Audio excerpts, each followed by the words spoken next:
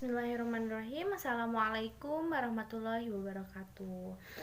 Alhamdulillahirabbil alamin wa bihi nasta'in wa ala umuri dunya waddin wassalatu wassalamu ala asrofil anbiya'i wal mursalin amma ba'du.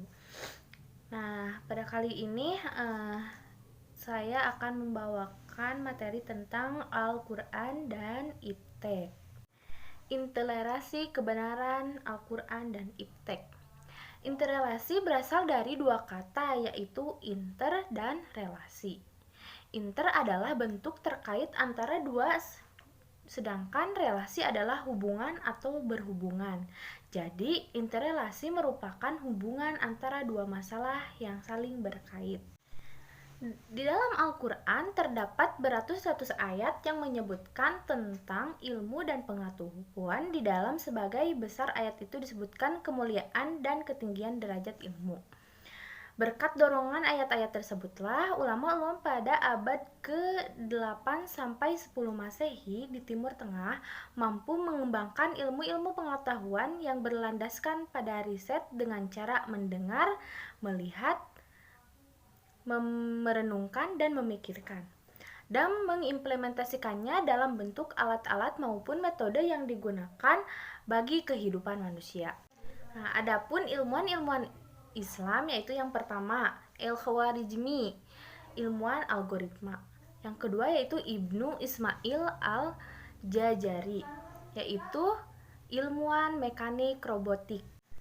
Membahas hubungan antara Al-Quran dan ilmu pengetahuan, bukan nilai dari banyak atau tidak banyaknya cabang-cabang ilmu pengetahuan yang dikandungnya, tetapi yang lebih utama adalah melihat adakah Al-Quran atau ayat-ayat menghalangi ilmu pengetahuan atau mendorongnya karena kemajuan ilmu pengetahuan. Tidak hanya diukur dengan melalui sumbangan yang diberikan kepada masyarakat atau kumpulan ide dan metode yang dikembangkannya, tetapi juga pada sekumpulan syarat-syarat psikologis dan sosial yang diwujudkan sehingga mempunyai pengaruh positif atau negatif terhadap kemajuan ilmu pengetahuan. Nah, adapun hambatan-hambatan kemajuan iptek, yang pertama, subjektivitas. Yang kedua, taklid dan mengikuti tanpa alasan. Yang ketiga, angan-angan dan dugaan tanpa beralasan. Yang keempat, bergagas-gagas dalam mengambil keputusan dan kesimpulan. Yang kelima, sikap angkuh. Nah, selanjutnya yaitu bukti-bukti kebenaran Al-Quran dalam bidang pengetahuan. Yang pertama, teori tentang expanding universe.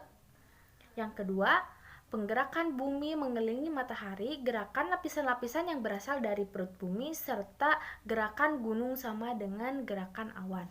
Yang ketiga, zat hidau daun. Nah, selanjutnya fakta-fakta lain tentang kebenaran Al-Quran. Yang pertama, bentuk bulat planet bumi. Yang kedua, proses penciptaan hujan dan salju. Yang ketiga, fenomena berpasang-pasangan atas segala sesuatu. Yang keempat, orbit dan alam semesta yang berorientasi. Yang kelima, gunung mencegah gempa bumi. Yang keenam, air laut tidak saling bercampur. Yang ketujuh, kegelapan dan gelombang di dasar lautan. Yang kedelapan, manfaat sidik jari. Yang kesembilan, menentukan jenis kelamin bayi. Kesepuluh, bagian otak yang mengendalikan gerakan kita.